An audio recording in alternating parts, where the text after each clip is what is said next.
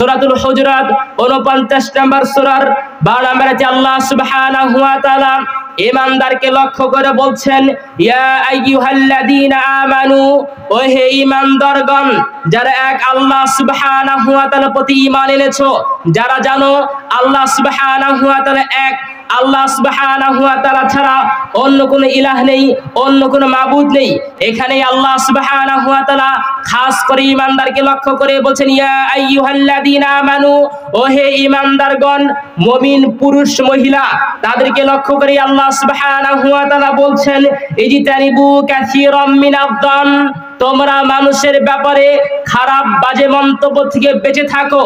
তোমরা মানুষের ব্যাপারে খারাপ মন্তব্য করিও না। যদি মন্তব্য করতে হয় ভালো মন্তব্য করতে হবে, কল্যাণকর মন্তব্য করতে হবে, বাজে মন্তব্য করা যাবে না। আল্লাহ সুবহানাহু ওয়া তাআলা বলছেন, ওয়ালা তাজাসসু ওয়ালা ইয়াগতাব বা'দুকুম বা'দা, তোমরা একে অপরে মানুষের গোপন দোষ অনুসন্ধান করিও না, একে অপরে মানুষের পশ্চাতে নিন্দা করিও না। আইয়ুহিব্বু আহাদুকুম আইয়াকুলা লাহমা আখিহি মাইতান, তোমাদের মধ্যে কেউ কি চাই সে তার মৃত ভাইয়ের গোশত ভক্ষণ করবে? এটা কি তোমাদের কেউ পছন্দ করে? তার একজন ভাই মারা গেছে আর সে তার মৃত ভাইয়ের গোশত ভক্ষণ করবে, এটা কি কেউ চায়? কেউ কি পছন্দ করে? ফাকারিহতুমু, আল্লাহ সুবহানাহু ওয়া তাআলা নিজেই বলছেন, ফাকারিহতুমু, তোমরা সকলে এটাকে অপছন্দ করো, কেননা মানুষের গোশত ভক্ষণ করা হারাম।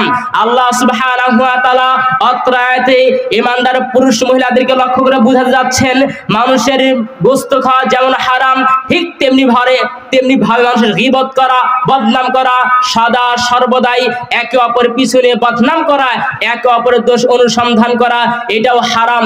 একজন মুসলিম, একজন মুমিনের উচিত নয় সে একজন মুসলিম হয়ে অন্য কোন মুসলিম ভাই বোনের গোপন দোষ অনুসন্ধান করবে। মানুষের ভুল থাকতেই পারে। দিনী বোন, আপনাকে বলতে চাই, আপনার ভিতরে অনেক খারাপ থাকতে পারে। আপনার উচিত হচ্ছে, যদি আপনি কখনো দেখেন আপনার দিনী বোন কোন একটা খারাপ কাজ করতেছে, আপনার উচিত তাকে ইসলাহ করা, তাকে সংশোধন করা।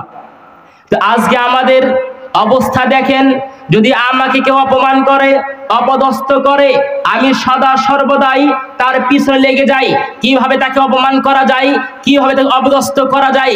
কেউ আমরা কাকে ছাড় দিতে শিখি নাই, অথচ নিজেকে মুসলিম দাবি করি, মুমিন দাবি করি। এটা মুসলিম মুমিনের বৈশিষ্ট্য হতে পারে না।